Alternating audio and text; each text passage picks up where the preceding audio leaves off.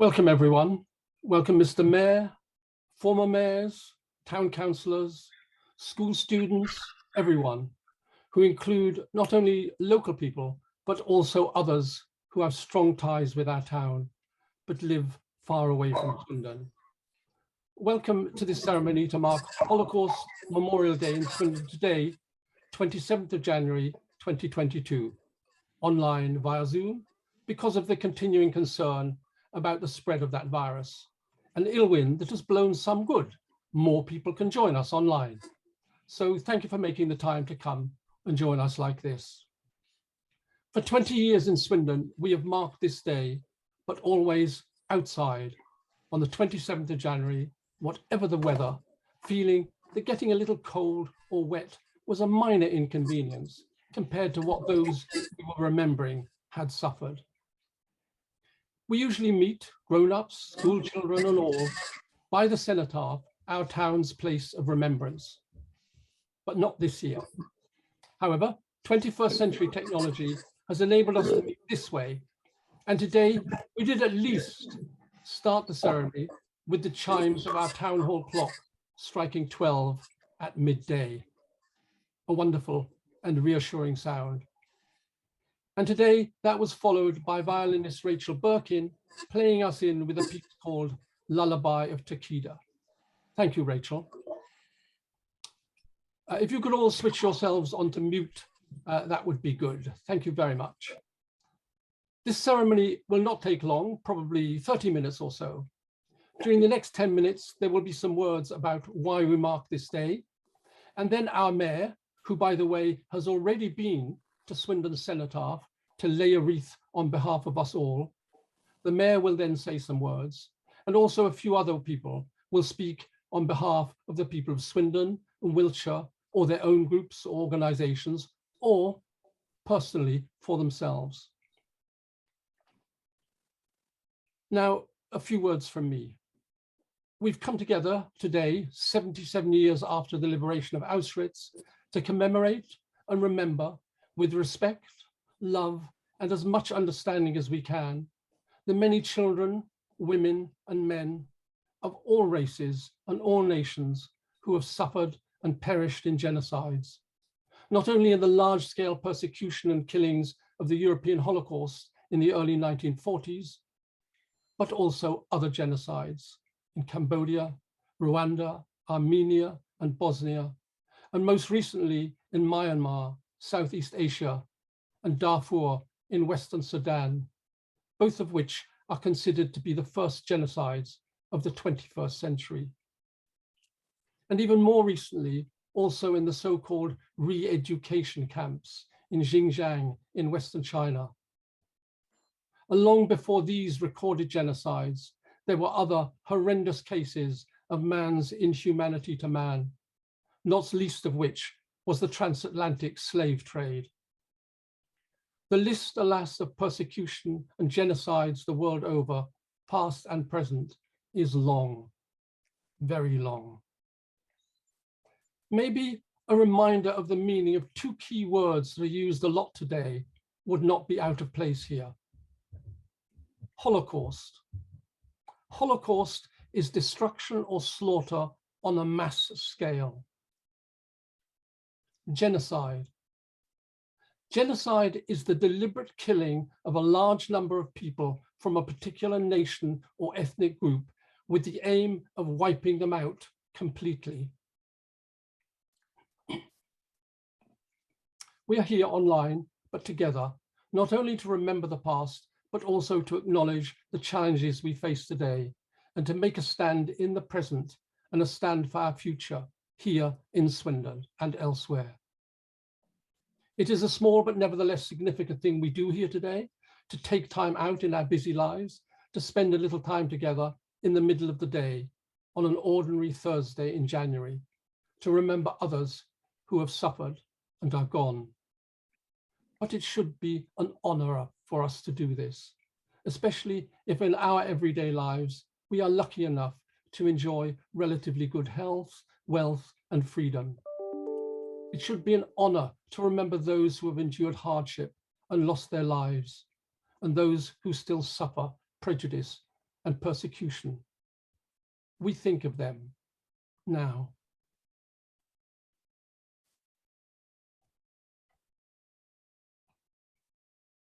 The theme for Holocaust Memorial Day 2022 is One Day. Survivors of the Holocaust and of genocides often talk about the one day, the particular day, when everything was relentlessly awful. Or the one day when something changed, sometimes for the better and sometimes for the worse. For example, in his memoir, Holocaust survivor Cllr said, "One day of suffering and torment seemed to last forever." Pointing to sudden changes on a single day, another person who survived the Holocaust, Cllr, says this: "One day, my school friend Gretel greeted me with a smile and an embrace. The next day, she ran across the road and turned her head away deliberately so as not to acknowledge me."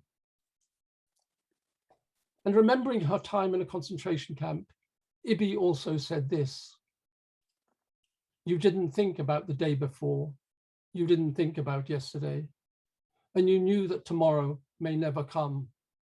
It was only today that you had to cope with, and you got through it as best you could. As best you could." On Holocaust Memorial Day, we heed these words from people who went through it and try to learn from genocide for a purpose. And that purpose is to try to build a better future. When we look ahead to one day with no genocide, we can ask ourselves, what do we need to do now to achieve this? One thing we can do is motivate ourselves to speak out when we see injustice, prejudice, and identity-based violence. There is a need for us to speak out in order to stop divisions and the spread of misinformation, misunderstandings, and political hostility. In fact, the unprecedented and challenging times through which we are currently living provide a perfect opportunity to show the very best of which humanity is capable. Now, more than ever, we have a chance to stand against talk of us and them. We can resist propaganda that divides us. We can help people who suffer persecution. We can challenge hostility or persecution that we may witness in our workplace, in our school, or in our neighborhoods. And we can remember the people who were persecuted and killed, as we are now. And we can work together to help those who are still in need. Now, remembrance, memory, and ceremonies like this cannot change past misdeeds. Absolutely not.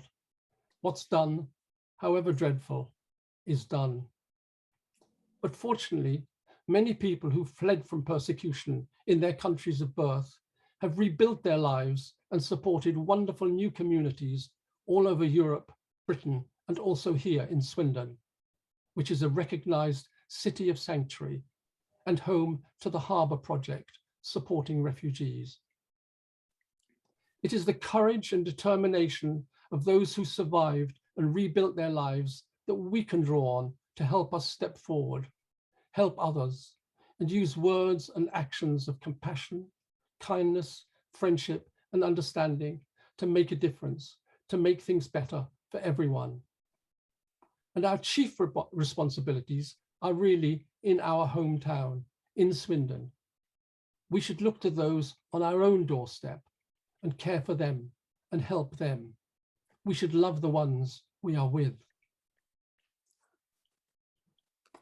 Now in a moment, a few other speakers with personal testimonies and messages will say something. But first, to mark this day in our town, our Mayor, Councillor Garry Perkins, who, as I mentioned, has already this morning been out and laid a wreath at the cenotaph, will say a few words of his own in his role as Mayor and on behalf of the people of Swindon.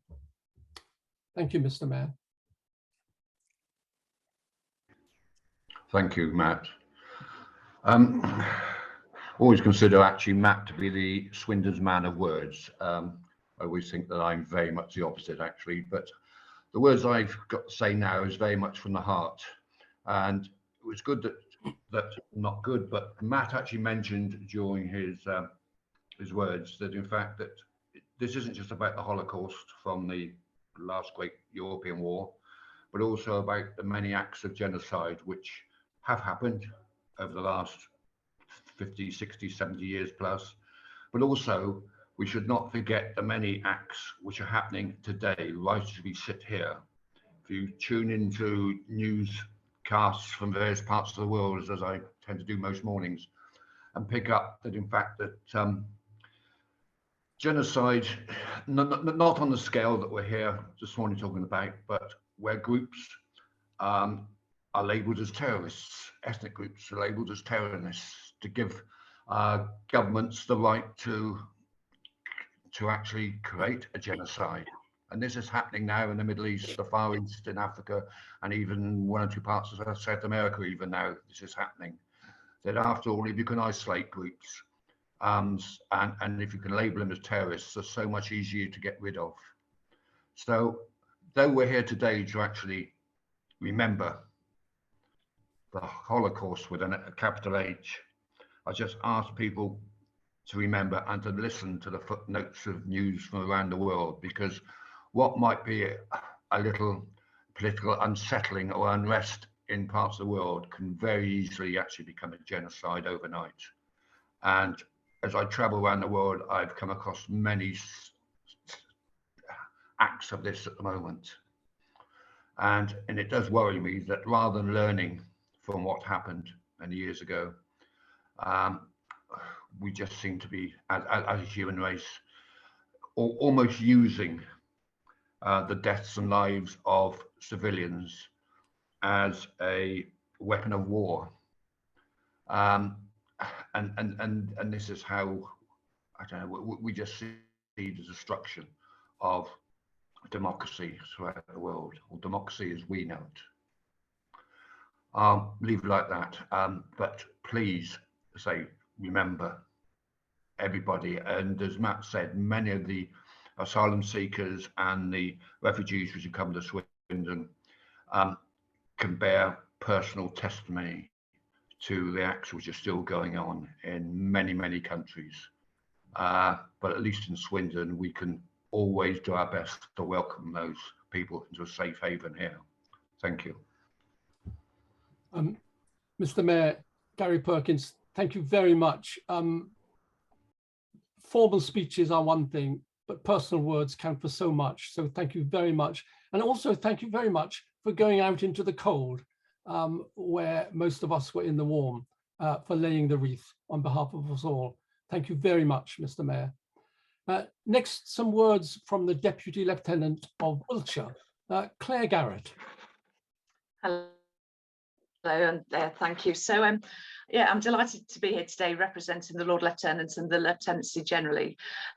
So Holocaust Day is really important for all of us, and it's particularly pertinent, and as Matt and Garry have just been talking about, that we're actually holding this event in Swindon.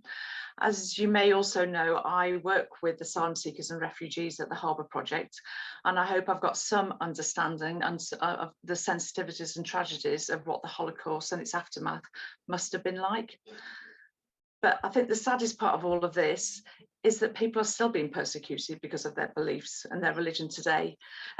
Whilst there's war, whilst there's oppression, and whilst people want to do horrible things to each other, refugees will continue to look for safety in other countries. And that's why we're here as the Harbour Project.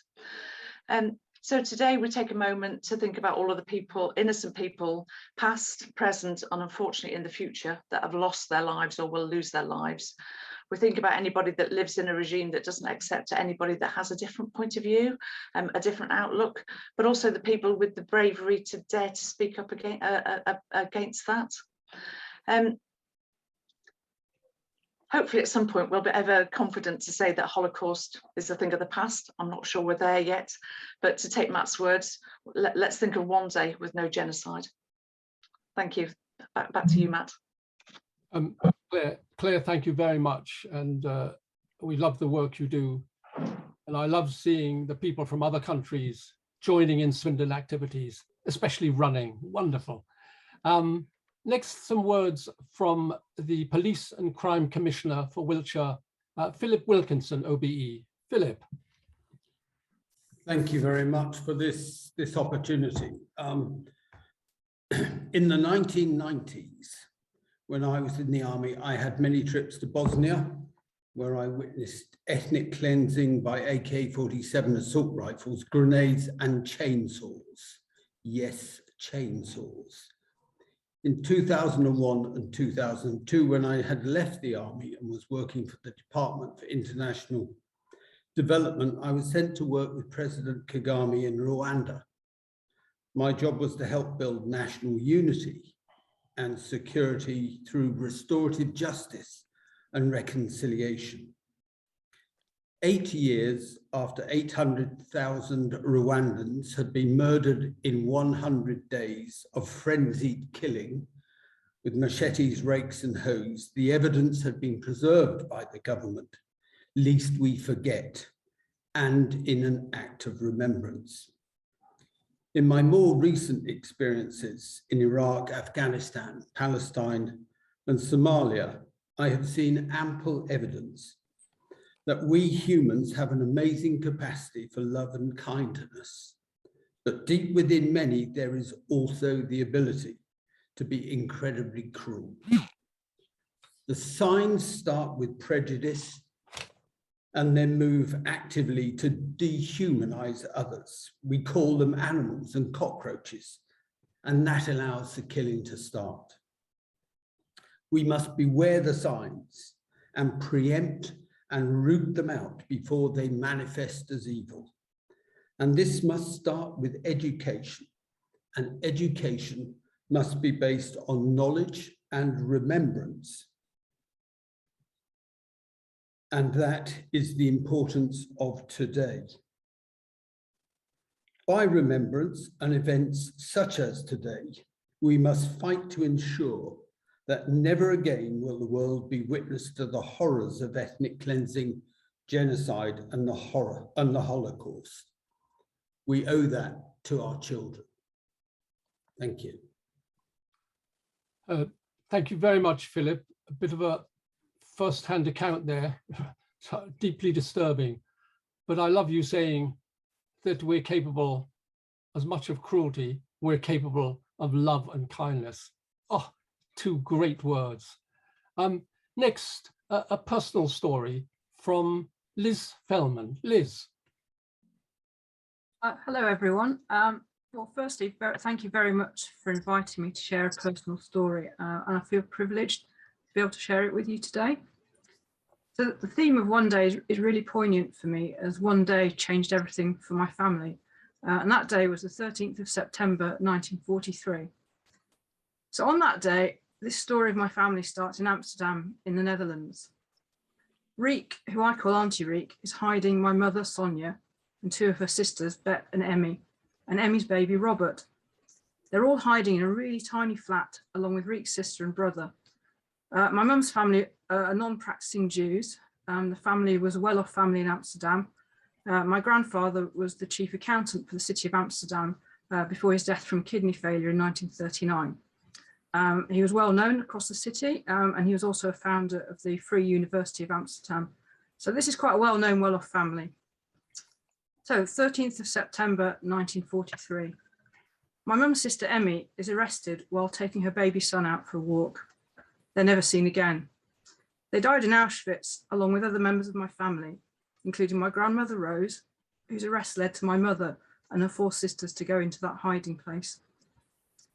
13th of September, the Gestapo come to the flat. You can still see today where they kicked the door in. Auntie Riek and my mother realised Emmy has just been arrested. My mother calmly shows them her false ID, and they have their story ready. They deny knowing Emmy was Jewish and claim that my mother is just visiting the flat. The Gestapo test out my mother's story, but she's done her homework about this Tony Prince person whose ID she has assumed. Her false ID has the Dutch lion watermark, whereas many forgeries don't. The Gestapo leave to check out the story, but you can't wait around, so my mother is helped that night by the Dutch resistance to escape from Amsterdam. After many months walking and hiding in farm buildings, she ends up on a farm in North Holland until the end of the war. My mother and Auntie Riek are reunited at the end of the war and become really close friends. They remained so until my mother died in 2010. My mum immigrated to England in 1947, and my mum and Auntie Riek wrote to each other every week for over 60 years, and we've still got most of the letters. In 2011, Auntie Riek and her sister were awarded the Yad Vashem Medal for saving my mother, her sister, and my cousin Dan. They rescued toddler Dan in a daring act and risked their lives. They smuggled him over the wall from a building called the Hollandse Schouwburg, where the Dutch Jews were being held before put on trains to the concentration camps. Dan still lives in Amsterdam, and I'm in touch with him pretty much weekly. His mother Yeti died in Auschwitz. Auntie Riek keeps her medal in a cupboard. She says, "We never had to think about whether we would take people into hiding. We just did." So one day in 1943, it was a day that changed everything for my family. But just to end on a more positive note, so my mum would have been 100 last week, and we did celebrate that. Auntie Riek is 105. She's still active, and I'm hoping to see her later this year. I see her as often as I can. My children know her well, and they've grown up knowing exactly what happened to the family, talking to Auntie Riek about her bravery and her friendship with my mother. I also like to think that, so my mum's experience really shaped her life, but her determination, resilience, and commitment to equality has really shaped mine. And I think that's the positive I take from that one day. Thank you again for letting me speak. Oh, Liz, thank you very much. And the fact that you take a positive from this is just wonderful. And thanks very much for sharing it with us. Thank you very much, Liz. And we now come to the penultimate speaker. And it's another story or account from a personal perspective. Ruth Holland. Ruth.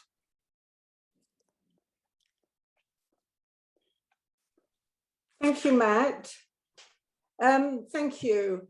Yes, some of you may have watched the documentary film Final Account on BBC late last night. It comprised interviews with older people who had lived and worked in Germany in the early 1940s. It raised questions about participants and perpetrators in the European Holocaust.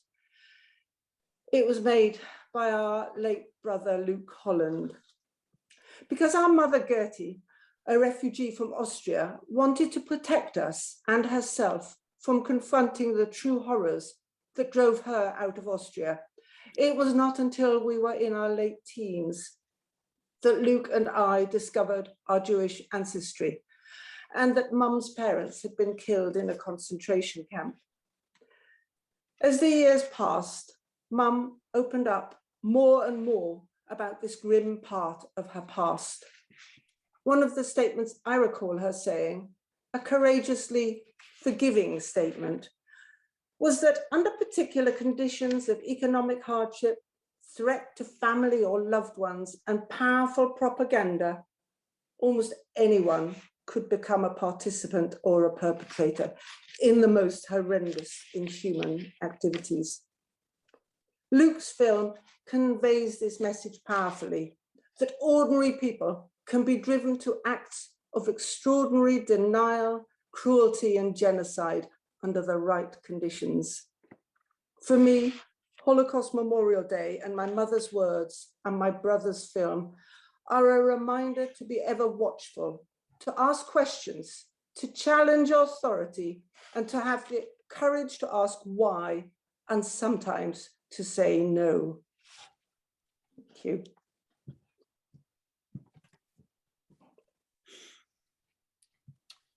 Thank you, Ruth. Thank God your mother finally decided to speak about the past. And now to end the contributions, a last one in poetic form that I'm sure speaks for all of us. And it's from Gwyneth Weir, who is from the friends who in the Quakers, who in COVID-free times offered us their building to meet after our meeting at the Cenotaph. But now, Gwyneth, you're online with us. Thank you, Matt. I don't get to see me, right, okay. I want to read a poem that I found on the Holocaust Memorial Day Trust. I don't have a personal connection through the Holocaust, but this poem by two rabbis, Sylvan Kamens and Jack Reamer, is about our common humanity and remembrance. The poem is called We Remember Them. At the rising of the sun and at its going down, we remember them. At the blowing of the wind and in the chill of winter, we remember them. At the opening of the buds and in the rebirth of spring, we remember them. At the blueness of the skies and in the warmth of summer, we remember them. At the rustling of the leaves and in the beauty of autumn, we remember them. At the beginning of the year and when it ends, we remember them. As long as we live, they too will live, for they are now a part of us as we remember them. When we are weary and in need of strength, we remember them. When we are lost and sick at heart, we remember them. When we have joy we crave to share, we remember them. When we have decisions that are difficult to make, we remember them. When we have achievements that are based on theirs, we remember them. As long as we live, they too will live, for they are now a part of us as we remember them. Gwyneth, thank you very much. Just what we want to hear on Holocaust Memorial Day. Thank you. In a moment, we'll come to the end of this ceremony and go our separate ways, back to work, back upstairs, back to the classroom, into the kitchen for a cup of tea or a bite to eat, anything. But just some final words, that being together like this provides us with an opportunity to make a pledge, to renew our commitment to tackle wrongful prejudice, hatred and exclusion in order to create a safer and better future for us all in Swindon and elsewhere. One way we can remind ourselves to do this is to meet like this each year in Swindon, to publicly acknowledge and openly declare that we take this responsibility seriously. We will do something. And we can do this by remembering and reflecting on the following 4 points, which in a way represent a statement of commitment by us here in Swindon. 1, we must ensure that we, now and future generations too, try to understand the causes of genocide and reflect upon its consequences and react to ensure that such events never happen again. 2, we will remember the victims and we will honour the survivors. 3, we condemn wrongful prejudice and discrimination. We value the sacrifices of those who have risked their lives to resist human evils, and we will try to find the courage ourselves to speak up against wrongful prejudice. 4, we value a free, tolerant and democratic society globally, nationally and right here in our own town, Swindon. From now on, let us hope that we can create ever better, positive and meaningful memories for children, grown-ups, and generations to come. Now, as she played us in, Rachel will play us out. Thank you, everyone. Till we meet again, keep warm, keep well, keep safe. Farewell.